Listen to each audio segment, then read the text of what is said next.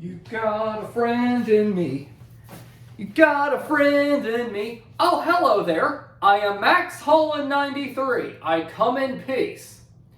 So, one of my favorite video games from childhood was Toy Story 2 on the original PlayStation. And this game is very special to me because it was one of the first video games that I've ever played, and it was my very first 3D game. But the question is, does it hold up? Welcome to the Game Room with Max Holland 93 on YouTube. Episode 3, Toy Story 2 PS1 Review.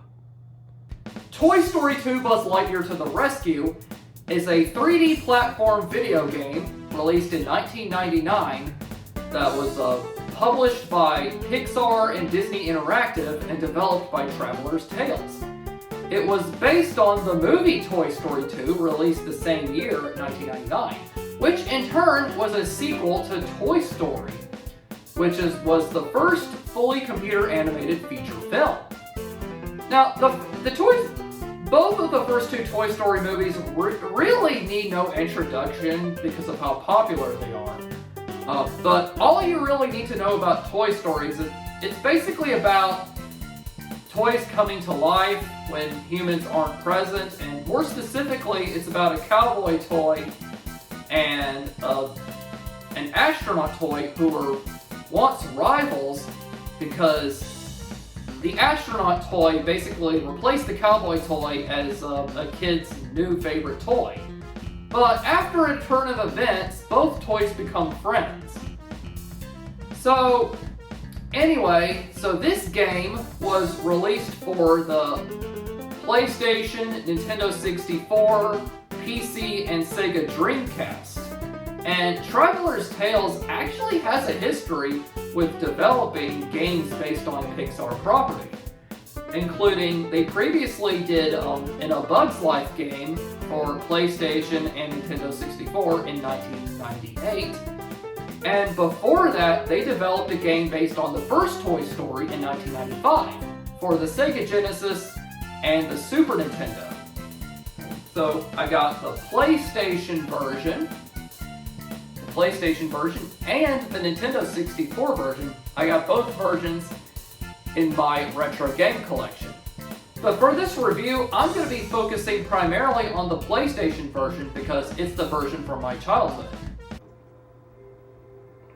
So the premise follows the plot of the movie where Woody gets kidnapped by the greedy toy collector Al McWiggin, and you play as Buzz Lightyear and you set out to rescue Woody before their owner Andy comes back home from cowboy camp. Along the way, you navigate through many levels, encounter many enemies, and collect many collectibles. Your attacks are the wrist laser with the square button and the spin attack by holding the circle button, but it'll make you spin uncontrollably and make you dizzy. Now, if you've seen the movies, you know that Buzz is incapable of flying or shooting lasers because he's a toy. But here, he's shooting actual lasers. Now, I'm no child safety expert, and I know this is a video game, but I think a toy that can shoot real lasers is an accident waiting to happen. Like, what if Buzz ends up blowing stuff up in the house? And what if Andy is playing with Buzz one day and accidentally shoots his eye out? If I were Andy's mom in that situation, I'd have that toy recalled. No wonder Buzz said, "Be careful with that, it's extremely dangerous." Uh-oh, Buzz, look out for the lawnmower! I'm pretty sure that lawnmower is haunted. You know, if I saw that my lawnmower was driving itself on my backyard, I'd call the Ghostbusters. Just saying. Anyway, there are 15 levels, including 10 main levels and 5 boss levels. Okay, the 10 main levels are Andy's house, Andy's neighborhood, construction yard, alleys and gullies, Al's toy barn, Al's spaceland, elevator hop, Al's penthouse, airport infiltration, and tarmac trouble. And I think basically the names kind of speak for the levels themselves, so I don't think we need to go into too much detail of that. Each of the main levels has a similar structure where you explore an open area in search for 5 Pizza Planet tokens. If you're familiar with the Power Stars from Super Mario 64, the Pizza Planet tokens are basically this game's version of that. While searching for these tokens, there are supporting NPCs you interact with who are part of Woody and Buzz's gang and offer to reward you with a Pizza Planet token in return for helping them out. To name a few examples, there's Rex, who gives you hints on how to find the tokens in each level. Little Bo Peep, who's trying to find her missing sheep. Ham, who lost his coins, so you have to collect a number of coins. Mr. Potato Head, who loses parts of his body, so you have to find his missing part in the level to get a new gadget that will help you get past tough areas. There's RC Race Car, who challenges you to races around the track, and some many other kind of mini-game challenges. There are also cutscenes before the start of each level that are clips taken from the movie, which is pretty cool how they pulled that off in the PS1 version, but they weren't that necessary. Plus, given the console's limited memory and graphical capacity, the clips don't have the best resolution or sound. They were also redubbed, with some of the voice actors recast, so it doesn't really sound right. Stealing Woody! He can't take Woody! It's illegal! No one can... If I wanted to watch the movie, I could just watch the movie. The N64 version, on the other hand, features stills with narrative text for the cutscenes, which honestly worked better in my opinion. Your enemies are in the form of Zurg's robots. So we got the jumpers that have springs for legs and jump at you, copter robots that fly around and shoot at you, Zurg cars that rush towards you so you have to shoot them a few times to slow them down and blow them up.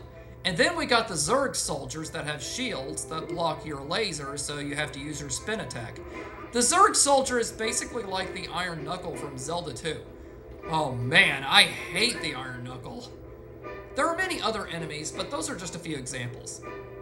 There are many bosses in the 10 main levels. The Tin Robot in Andy's house, the Zurg Kite in Andy's neighborhood, the Jackhammer in Construction Yard, the Clown Top in Alleys and Gullies, the Toy Dinosaur in Al's Toy Barn, the Lightyear Buggy in Al's Spaceland, the Spider Gunrow in Elevator Hop, the Gunslinger in Al's Penthouse, the Prospector in Al Airport Infiltration, and the Blacksmith in Tarmac Trouble. Now let's go over the boss stages. There's Bombs Away, where you fight a toy airplane, Slime Time, where you fight a garbage can monster, Al's Toy Barn Encounter, where you fight an alien spaceship straight out of H.G. Wells' War of the Worlds, the Evil Emperor Zurg, where, as the name suggests, you face Zurg, Buzz's arch nemesis. And finally, the Prospector Showdown, which is really just a three-way battle royale with the last three mini-bosses, Prospector, Gunslinger, and Blacksmith, which for a final boss is rather lazy and anticlimactic. After the Prospector Showdown, you rescue Woody and Jesse and you beat the game. There's no special ending, just congratulations, and if you get all the Pizza Planet tokens in the game, it'll just say you got all the Pizza Planet tokens.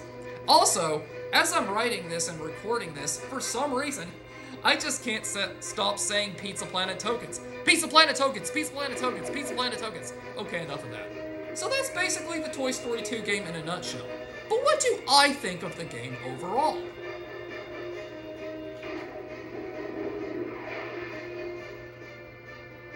For a licensed video game based on a movie, Toy Story 2 is quite well done. The levels are very well designed, well developed, and atmospheric, and the game is just very fun to play.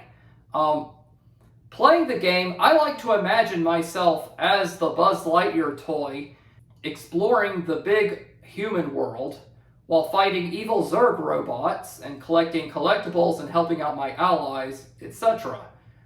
It also has great music. To name a couple of my favorite tunes, there's the Andy's Neighborhood theme, with the jazzy upbeat tune.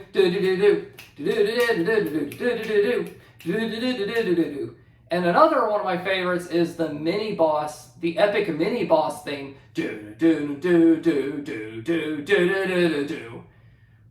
So awesome. And yeah, and I like the elevator hop music. Something, I might be misremembering that tune. It's been a while since, I've played through the game and visited that level, but I'm actually in the process of revisiting the game. So, anyway, I will say the game is a little short and easy. You could probably beat it pretty quickly in like less than a week or so. I think I recently played through, well, not recently, but I have before played through and beat the game, I think a few years back, and it took me maybe a week or so. And there are a couple of tough areas here and there, like the Zerg Kai boss in Andy's neighborhood, for example, because it takes place at the top of the tree. So you have to like get on those swings and the tire swing and climb all the way up that tree, like climb through the branches and stuff, while also avoiding or fighting those copter robots. And you can fall off the branches really easily and have to start over. And although there is a vine that you'll come across that, like, once you get on the vine, it can be a shortcut and it can be helpful. But when it comes to the Zergkite boss, you can fall off really easily, and you'll go down, down, down, and you'll have to climb all the way back up again. Also, I find it odd that in this game, Buzz doesn't receive fall damage. You'd think after falling from such a high place, he'd break an arm off, which in that turn of events, I could imagine him identifying as Mrs. Nesbit and drinking tea with Marie Antoinette and her little sister. But anyways, yeah, and I think it's a little annoying. Every so often you hear one of the NPCs calling your name, "Hey Buzz," or "Hey Buzz, over here," or "Need some coins here, Buzz," which it's basically to signal that one of your friends is nearby and needs your help. Which is okay at first, but after a while, it gets pretty irritating. Also, the thing where Buzz says his lines from the first movie is kind of a nice little callback, but it's kind of unnecessary, So anyway, generally, the game is quite good. I will say, Super Mario 64 is a better game, and it was longer and more challenging and had a bit more to offer.